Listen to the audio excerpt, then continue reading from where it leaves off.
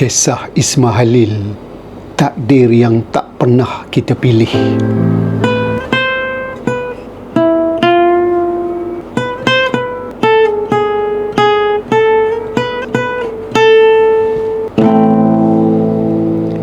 Takdir tak pernah ku pilih,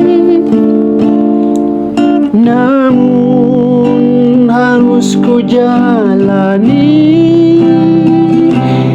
Langkah ini terasa perih di jalan yang tak pasti.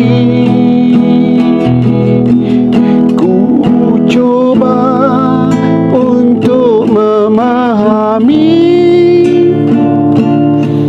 semua yang terjadi,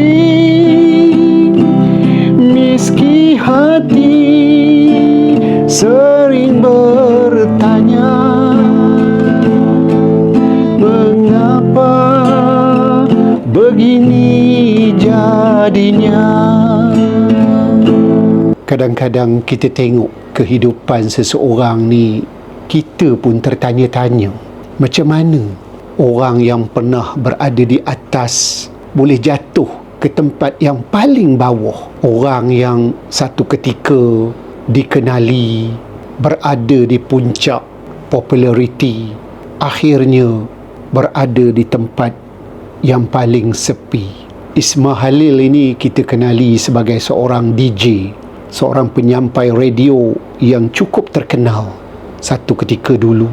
Dan apabila dia dibebaskan, dia telah mempopularkan Bapakku FM, dan kini dia telah berdepan dengan ujian hidup takdir yang maha getir. 30 tahun akan merengkuk di dalam penjara. Inilah yang kita namakan takdir. Takdir yang tidak kita pilih. Tetapi jangan kita salah faham pula dengan takdir ini. Takdir ini bukan bermaksud manusia tak perlu bertanggungjawab dengan perbuatannya. Kita tetap membuat pilihan di dalam hidup. Kita hendak hidup kita ni rupa mana.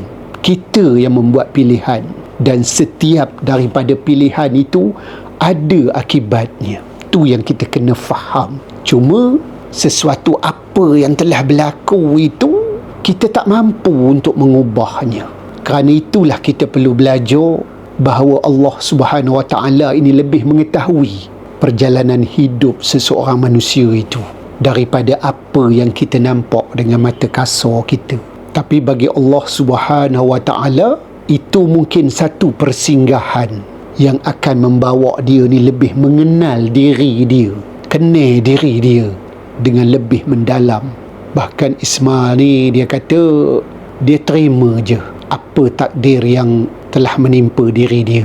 Jadi apa yang Cik Tam nak pesan lah, jangan kita cepat menghukum seseorang manusia itu berdasarkan satu bab sahaja dalam kehidupannya. Semua kita ini dalam pengetahuan Allah Subhanahu Wa Taala. Kepada lawyer, kepada semua sekali, demi Allah saya tak ada. Terima kasih semua kawan-kawan, terima kasih semua. Pada anak-anak ayah, doakan ayah, mungkin ini bahagian ayah. Kepada lawyer, kepada semua sekali, demi Allah saya tak ada nak menyalahkan siapa-siapa. Ini semua ketentuan Allah. Terima kasih semua yang mendoakan. Harus ku jalani langkah ini, terasa perih di jalan yang tak pasti.